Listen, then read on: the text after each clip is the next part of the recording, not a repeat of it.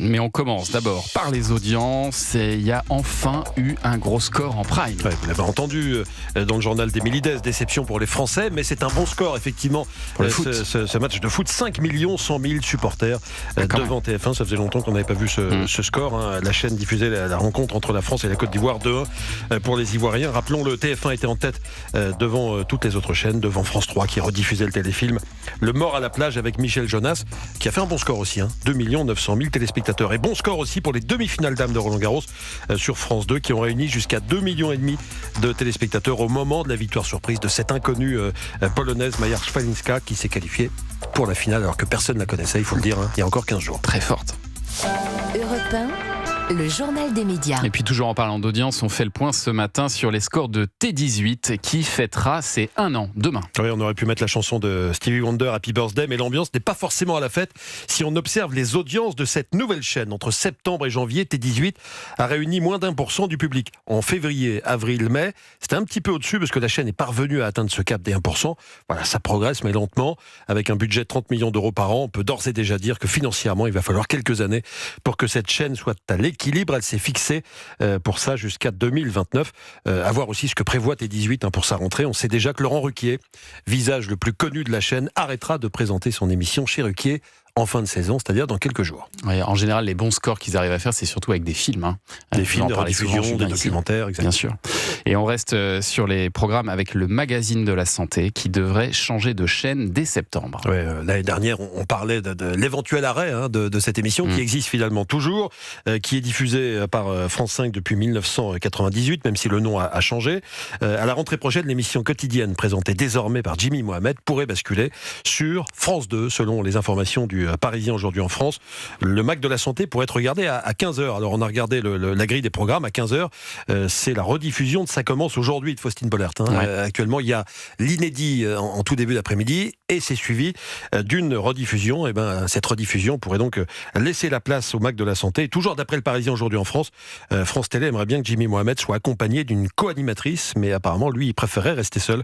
Il a été question d'Agathe Le Caron, mais cette piste a été écartée. Ouais, moi je mettrais bien un petit billet sur Flavie Flamand, qui a plus de quotidienne, vous savez, à la rentrée, effectivement. Et qui a déjà bossé avec Jimmy Mohamed dans une radio concurrente. Ça vous paraît crédible? Lionel Labo, vous avez un pronostic, vous? Flavie Flamand, c'est un bon choix en tous les cas. Ça fait un bon ticket avec Jimmy Mohamed. Après, je ne sais pas s'ils s'entendent très bien tous les deux, c'est à vérifier. Mais... déjà, il dit qu'il veut tout seul, donc bien vu. C'est un bon départ. Du nouveau aussi concernant ce numéro d'appel à témoins sur l'affaire Xavier Dupont de Ligonnès. Le président de l'Arcom a réagi à cette séquence avec le faux prêtre. Oui, voilà ce qu'il a dit. On va se pencher sur la séquence pour savoir dans quelle mesure M6 a manqué à ses obligations et quels engagements la chaîne prend pour la suite. Voilà ce qu'a précisé le président de l'Arcom, Martin Hajdari, sur Ici Province. On rappelle qu'un faux prêtre a fait croire dans l'émission Appel à témoins qu'il avait reçu la confession de Xavier Dupont de Ligonnès en 2022. Ce prêtre avait également affirmé que l'évêque de Carcassonne lui avait donné son accord pour briser le secret de la confession. Or, l'évêque de Carcassonne, Bruno Valentin, a démenti. C'est lui d'ailleurs qui a décidé de saisir l'Arcom, argumentant que cette séquence était gravement mensongère au regard de la qualité de l'information due aux téléspectateurs.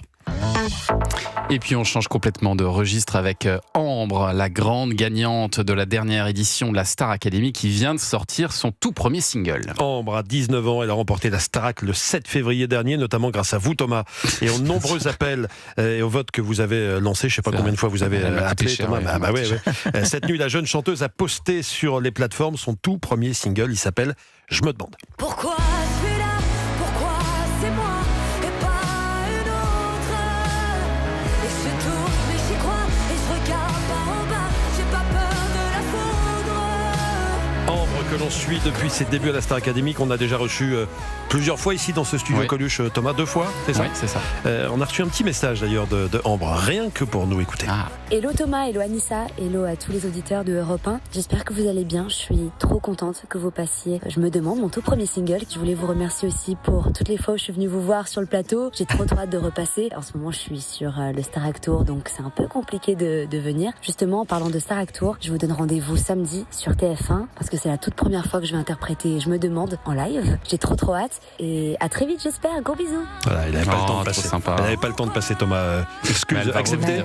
Bien Oui, elle sûr. va revenir. Elle va revient quand elle veut. Elle C'est chantera ouvert. demain soir en prime pour le concert événement de la Star Academy sur TF1. Et donc c'est Ambre et pas Amber Jadar. Non, finalement, c'est son Ambre. nom Ouais. officiel, elle est revenue à Ambre. C'est comme ça qu'on l'a connue à la Starac. Merci Julien pour ce journal des médias. Allez, restez avec nous sur Europe 1. Dans un instant, Culture Média avec votre invité Thomas Hill. Vous recevez ce matin le producteur et écrivain Lionel Abo pour son livre Talk Show. C'est le roman noir du petit écran. C'est passionnant, c'est un thriller que Lionel Abo a imaginé avec le grand Thierry Ardisson. Et on en parle dans un instant sur Europe 1. Très belle matinée.